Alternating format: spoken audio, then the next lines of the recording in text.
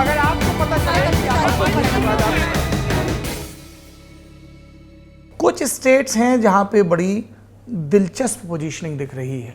महाराष्ट्र एक ऐसा स्टेट है जहां पर तमाम विरोधी विचारधाराओं को किनारे रखकर भारतीय जनता पार्टी को रोकना है इस नैरेटिव के नाम पर एनसीपी, कांग्रेस और शिवसेना।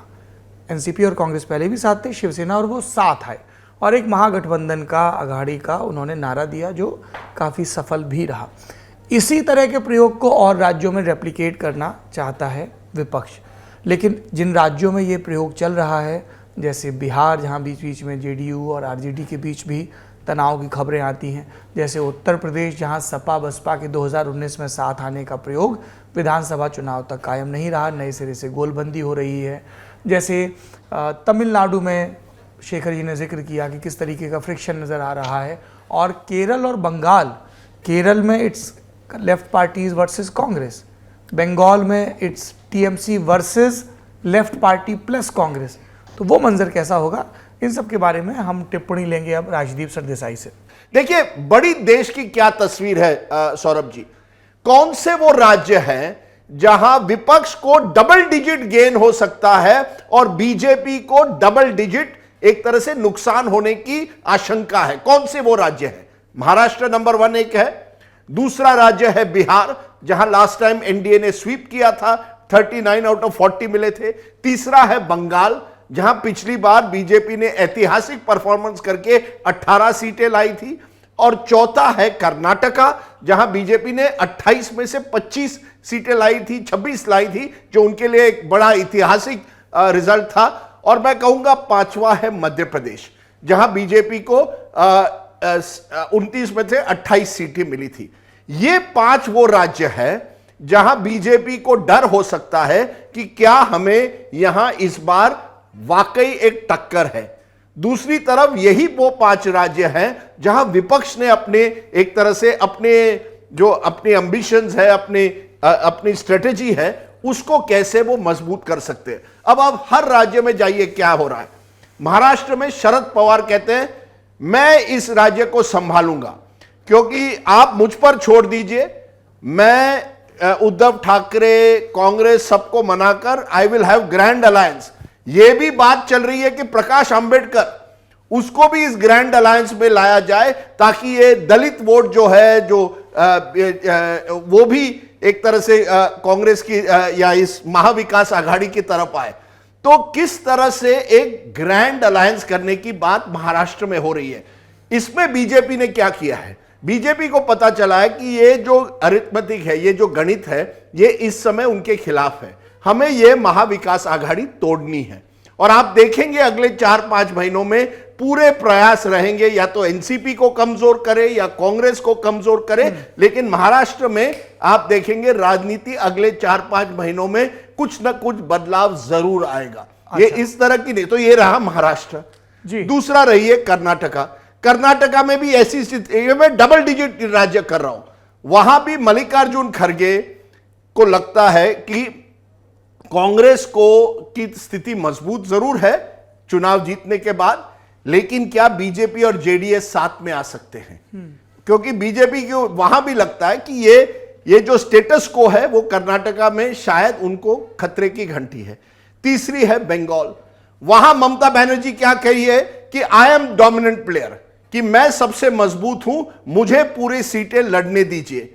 अब यही तो 23 तारीख के मीटिंग में, ये फर्स्ट मीटिंग है। मैंने किसी एक बड़े लीडर से आज सुबह बात की, उन्होंने कहा डोंट एक्सपेक्ट टू मच, आप लोग अपनी एक्सपेक्ट किए ग्रैंड कोलिशन होगा, 400 सीटों पे 1-on-1 फाइट का ऐलान होगा, कोई कुछ नहीं होना है। हर पार्टी अब इंतजार कर रही है कि नवंबर दिसंबर, खासकर की कांग्रेस चाहती है नवंबर दिसंबर के पहले हम किसी बड़े अलायंस में न जाए, क्योंकि आज की पोजीशन में कांग्रेस ज्यादा बार्गेन नहीं कर सकता है। लेकिन नवंबर दिसंबर में अगर आप मध्य प्रदेश जीत जाए और राजस्थान में आपका परफॉर्मेंस बेटर देन एक्सपेक्टेड हो, छत्तीसगढ़ जीत जाए, तो कांग्रेस को लगता है कि वो इस विपक्षी अलायंस में ज्यादा बार्गेनिंग पावर होगी। आज की तारीख में जो शरद पवार कह रहे हैं कि 400 सीटों पर 1-on-1, उसमें कांग्रेस कितना लड़ेगी? जो राहुल श्रीवास्तव कह रहे हैं कांग्रेस कितना सेक्रीफाइस करने के लिए तैयार है?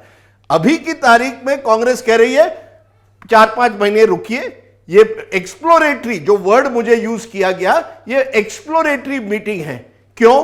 क्योंकि उस मीटिंग में अगर कल अरविंद केजरीवाल वहां राहुल गांधी के सामने हैं और कहते चलिए दिल्ली में हम अलायंस करते हैं, आप 3 सीट लड़िए, हम 4 लड़ते हैं, या हम 5 लड़ते हैं, आप 2 लड़िए, क्या कहेंगे राहुल गांधी? मुझे जो कहा गया है, कहा जाएगा कि all these issues can be discussed at later stage.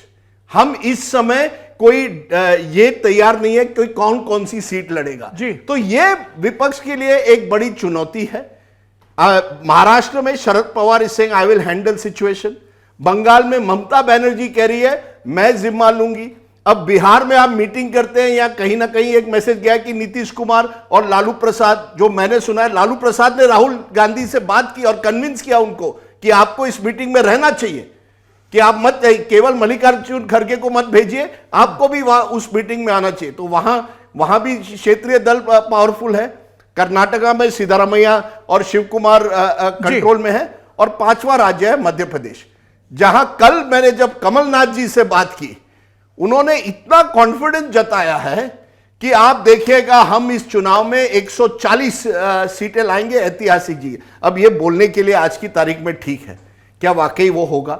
ये जो 5 राज्य हैं जी, ये 5 राज्यों में जब तक विपक्ष अपनी स्थिति मजबूत नहीं कर सकता, तब तक आप नरेंद्र मोदी जी और बीजेपी को टक्कर नहीं देते। दिलचस्प है कि सारी गणित में कहीं भी उत्तर प्रदेश का जिक्र नहीं हो रहा, कि नहीं, क्योंकि वहां से एक बड़ा शेयर आता है बीजेपी की सीटों का। तो दूसरी तरफ प्रॉब्लम क्या है सौरभ भाई, कि बीजेपी थिंक्स कि हम कभी कभी हमारे क्रिकेट या जो रेस हॉर्सिंग में बैंकर, आप क्रिकेट का उदाहरण दे सकते हैं, you are a cricket writer. नहीं नहीं, कोई एक ऐसा बॉलर हो या बैट्समैन जिस पर आपका पूरा भरोसा है, उस तरह से एक बैंकर जिसे कहते हैं, बीजेपी के लिए आज की तारीख में UP is their banker. UP and Gujarat between them are 106 seats, 106 सीटें हैं।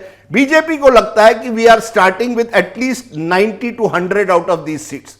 देखिए, आप 1-on-1 फाइट्स यूपी में आप कर ही नहीं सकते, मायावती आपके साथ नहीं जाएगी, तो 1-on-1 का सवाल ही नहीं उठता यूपी में। तो अगर इतना बड़ा चंक बीजेपी शुरुआत से ही 90 सीटों से जा रही है, ऑपोजिशन की कौन सी सीटें हैं जो उनकी बैंकर हैं?